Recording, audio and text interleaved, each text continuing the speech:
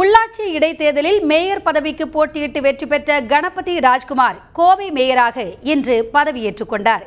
தமிழகத்தில் நடைபெற்று முடிந்த உள்ளாட்சி இடைத்தேர்தலில் அதிமுக பெரும்பான்மை இடங்களை கைப்பற்றியுள்ளது. கோவை மாநகராட்சி தேர்தலில் அதிமுக வேட்பாளராக ராஜ்குமார், பாரதிய ஜனதா கட்சி வேட்பாளராக நந்தகுமார், மார்க்சிஸ்ட் கம்யூனிஸ்ட் கட்சியின் வேட்பாளராக பத்மநாபன் உட்பட 16 பேர் போட்டியிட்டனர். இதில் அதிமுக வேட்பாளர் கணபதி ராஜ்குமார் அமோக வெற்றி பெற்றார். வெற்றி பெற்ற கணபதி ராஜ்குமார் இன்று கோவை மேயராக பதவியேற்றார். நகராட்சி ஆணையர் கணேஷ் மேயருக்கு பதவி பிரமாணம் செய்து வைத்தார். கொண்டிருப்பேன் என்றும் கடமையை நேர்மையுடன் நிறைவேற்றுவேன் என்றும் நிறைவேற்றுவேன் என்றும் கடவுளைய உறுதி கூறுகிறேன். கோவை மாநகராட்சி அலுவலகத்தில் நடைபெற்ற இந்த பதவியேற்பு விழாவில் மாவட்ட ஆட்சியர் அர்ச்சனா பட்நாயக், அதிமுக தொண்டர்கள் உட்பட ஏராளமானோர் கலந்து கொண்டனர்.